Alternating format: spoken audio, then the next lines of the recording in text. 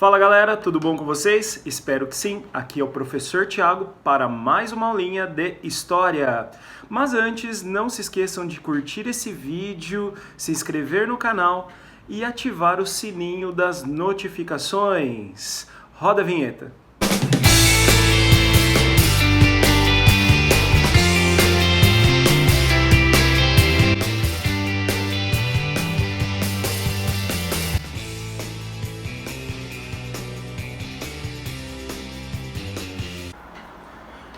Hoje vamos falar sobre o Reino Franco e o Império Carolíngio. Muito bem, pessoal. Primeira coisa é localizar aqui no tempo histórico o Reino Franco e o Império Carolíngio. Nós estamos falando, olha aqui a linha do tempo, né, que nós já vimos até em outra videoaula. Nós estamos falando da Idade Média, nós estamos falando da Alta Idade Média. Vocês podem visualizar aí agora, inclusive, o Império Carolíngio na Alta Idade Média, esse período aí que nós teremos na Europa Ocidental a consolidação do chamado modo de produção feudal. E sempre que nós falamos de modo de produção feudal, suas origens estão aqui também no Reino Franco, no Império Carolíngio. Bem, os francos são povos germânicos, assim como outros povos que vocês estão vendo aqui nesse mapa, que promoveram aí o processo de dominação do Império Romano. Né? No caso dos francos especificamente, olha ali eles de azulzinho no mapa, né? Eles vão dominar a região da Gália, tá? E vão se estabelecer ali. Esse sincretismo que vai ocorrer entre romanos e germânicos, né? Entre romanos e também os francos, vai levar à formação do que nós chamamos de modo de produção feudal. Muito bem, pessoal. Antes de falarmos dos francos, é necessário que a gente fale aqui de algumas características políticas, econômicas dos germânicos de forma geral. Em sua origem, os germânicos se organizavam em tribos, tá? E mesmo depois da formação dos seus reinos, nós ainda teremos ali um processo de descentralização política. Nós vamos ter ainda um processo ali onde o poder real ele é baseado muito mais no prestígio de um guerreiro, né? No prestígio pessoal, e onde cada região costuma ter um seu líder local, costuma ter aí um líder que exerce um forte controle político, econômico e da sociedade que o cerca. Bem, o que une esses grupos locais com esse rei é uma prática germânica muito famosa e muito importante até para o modo de produção feudal, chamada de comitatus. O que foi o chamado comitatus? O comitatus nada mais era ali do que uma união militar em tempos de guerra. Então você tem a descentralização, né? Dentro desses reinos, cada região você tem um líder político, mas quando acontece um conflito, esses líderes locais eles se unem, seguem a ordem do rei, combatem juntos e tudo que for conquistado é dividido entre eles. Então, olha só, relações de fidelidade e reciprocidade.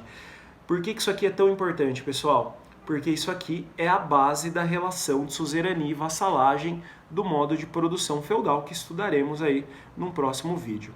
Outra coisa que era comum entre os germânicos era a doação das terras conquistadas ali entre essa nobreza guerreira, né?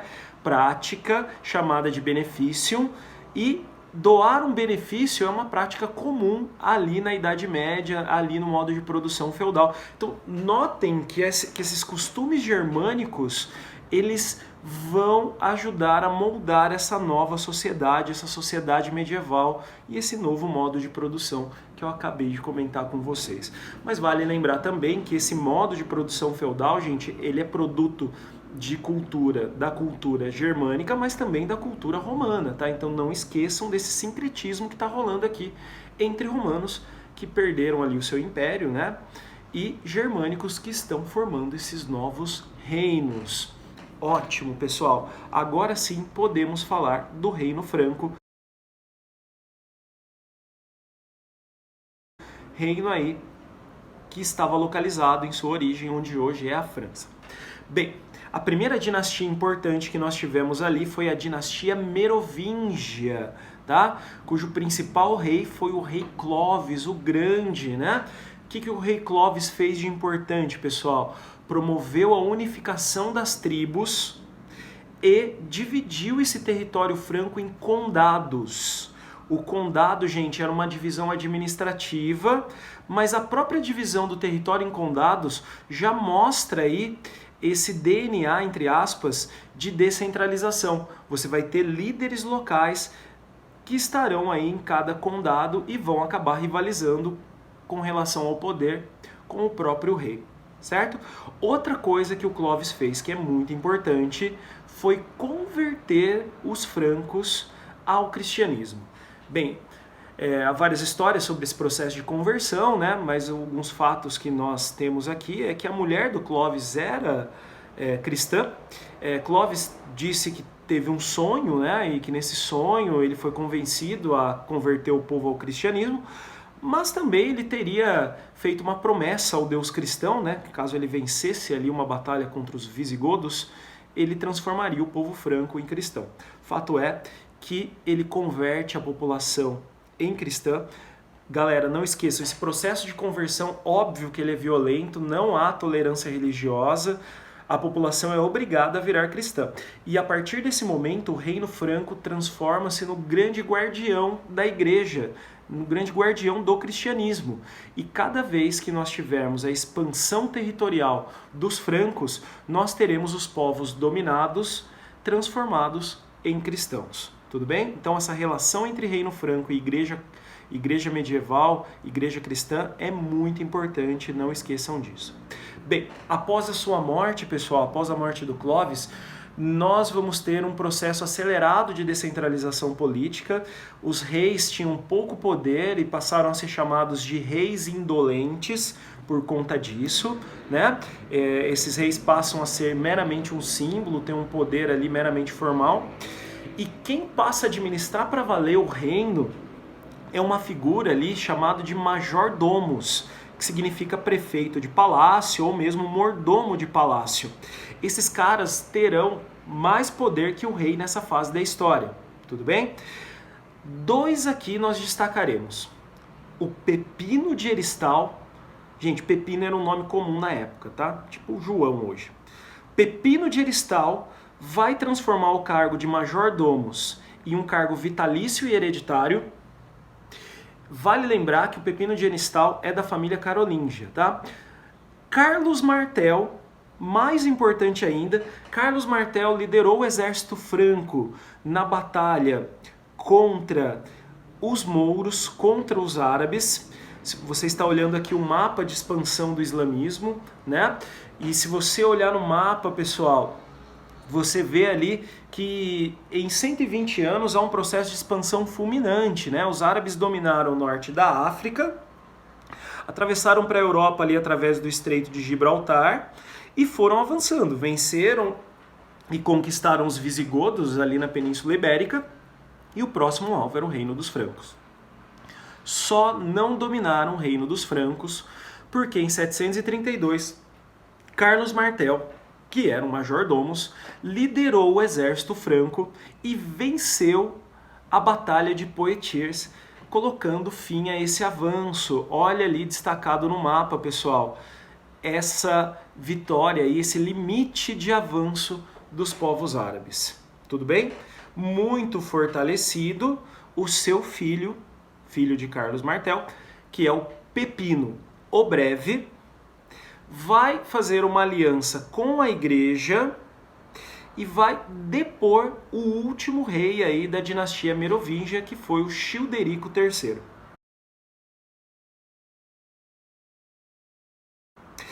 Pepino o Breve dá início à dinastia carolíngia ali entre os francos, tá? Com uma forte aliança com a igreja, essa aliança que permitia ali a expansão do próprio cristianismo.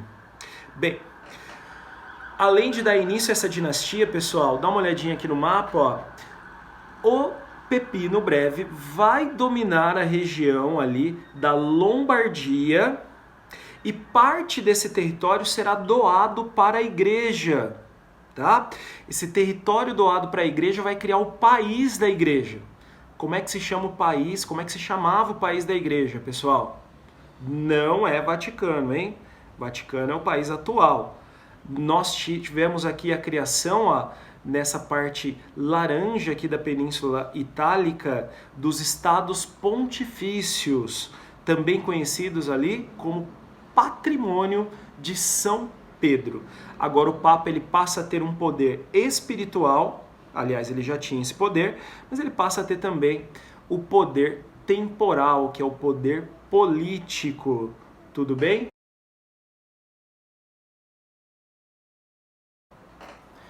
Carlos Magno, filho aí do Pepino o Breve, vai levar os francos ao seu ápice, né? Aqui nós já estamos falando do famosíssimo Império Carolíngio.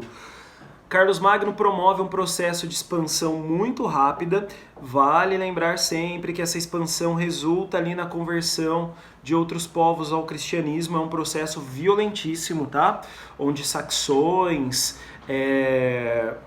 povos ali da Baviera, do norte ali da Península Ibérica são obrigados a virar cristãos, né? Muitos serão mortos por discordarem até da religião.